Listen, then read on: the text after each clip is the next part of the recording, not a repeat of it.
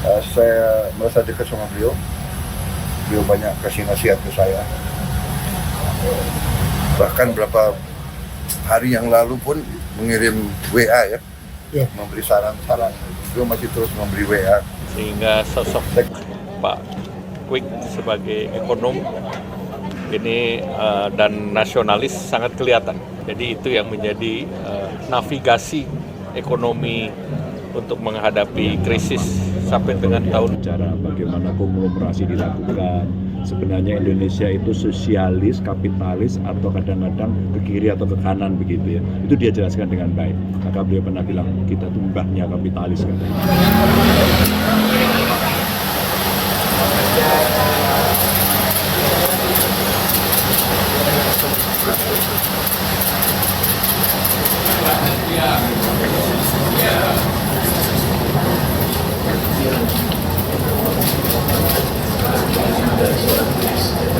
Ya, saya datang hanya untuk menghormati Saudara Sukawa, ya, Pak Kwik, seorang tokoh bangsa yang sangat berjasa. Pemikiran beliau sangat mempertahankan ekonomi Pancasila, ekonomi pasal 33. Beliau seorang tokoh yang luar biasa. Saya merasa dekat sama beliau. Beliau banyak kasih nasihat ke saya. Bahkan berapa hari yang lalu pun mengirim WA ya, memberi saran-saran. Beliau masih terus memberi WA. Saya kira itu yang bisa saya sampaikan ya. Kita Indonesia kehilangan putra terbaik.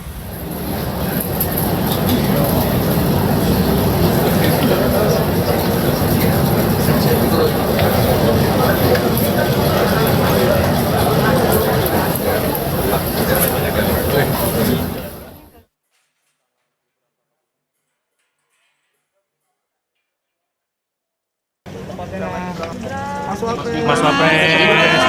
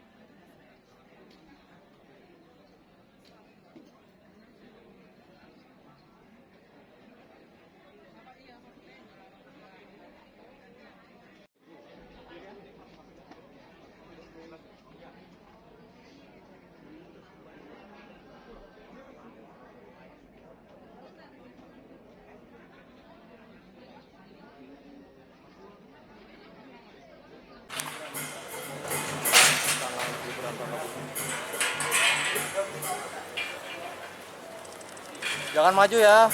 Barusan kalau gue gini kak.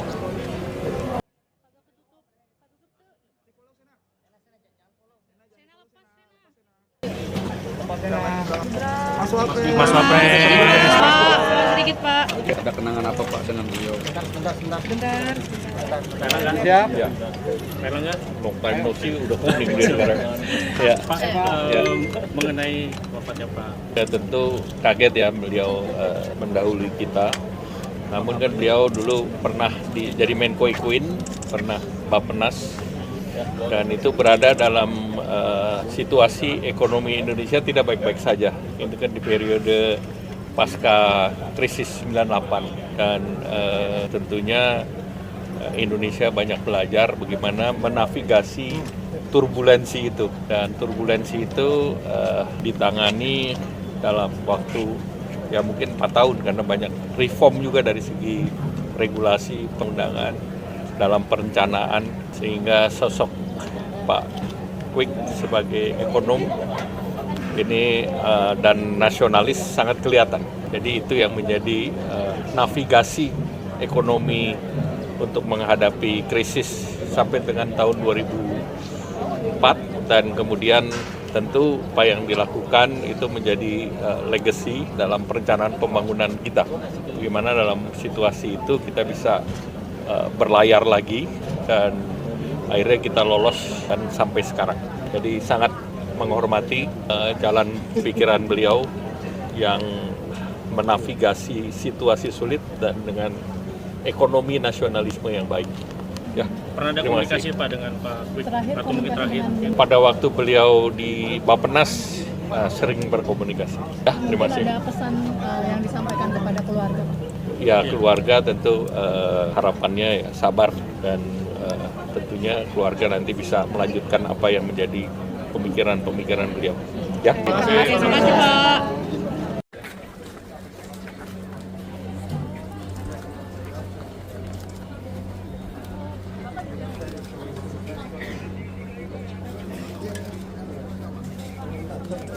Saya, dan biasanya kalau ada cerita yang luar biasa di nasional, beliau telepon dan kami berdiskusi. Beliau guru saya yang saya idolakan sejak saya mahasiswa, dan kelak kemudian menjadi sahabat saya.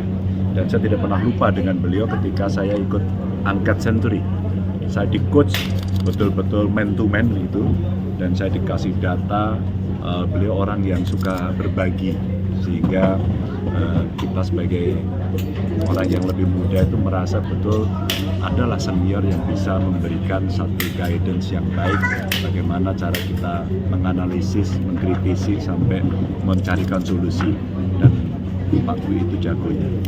Pak, beliau ini sampai meninggal masih menjadi politikus di PDIP, saya sebagai kader aktif. Saya tidak tahu persisnya ya, tapi karena mulai sakit-sakit itu agak jarang. Tapi biasanya dengan Ibu Mega punya komunikasi secara khusus gitu, karena beliau Pak ya, tokoh lama di PDI Perjuangan yang sangat mewarnai gitu Pak Dwi itu. Mas, tadi kan Pak Lauli bilang Pak Kwik ini sosok yang tegas. Bahkan Mega pun sempat dikritik juga. Ini gimana Pak? Oh iya, beliau seorang intelektual, ya, punya idealisme, orangnya decisif begitu. Dan kalau memang tidak benar, dia tabrak siapapun dikasih. Kelihatan memang dia belajar dari proses yang sangat panjang, ya, belajar di Rotterdam, belajar ekonomi sangat serius, dia mau sekolah dan tentu saja menjadi politisi aktif ya, dan pernah duduk di dalam jabatan publik begitu. Itu yang dia mencoba jalankan. Bahkan waktu setiap kali akan ada proses pilpres, biasanya dia membuat buku kecil gitu dan diberikan kepada seluruh calon. Artinya dia berpikir untuk bangsa dan negara ini. Ya, Pak, tadi juga disampaikan bahwa Pak Kwik adalah ekonom sosialis. Yes. Ya, ini gimana Pak melihat nilai itu? Ya, saya kira iya. Dan beliau itu selalu bisa menerjemahkan konsep-konsep ekonomi kemudian dipadukan dengan kenyataan yang ada dan disampaikan kepada masyarakat dengan bahasa yang gampang. Lalu kalau dia bicara bagaimana konglomerasi dilakukan, sebenarnya Indonesia itu sosialis, kapitalis, atau kadang-kadang ke kiri atau ke kanan begitu ya. Itu dia jelaskan dengan baik. Maka beliau pernah bilang kita tuh mbahnya kapitalis katanya. Meskipun kadang kita menyebut lebih ke Pancasilais, tapi faktanya beliau menyebut kita tuh mbahnya kapitalis. Semua boleh, memiliki apapun boleh, digunakan untuk apapun boleh, tanpa pembatasan-pembatasan. Istilah sebenarnya saya melihat betul. Tadi sempat ekonomi yang sosialis. sempat berbicara dengan keluarga, apa yang disampaikan Pak? Ya,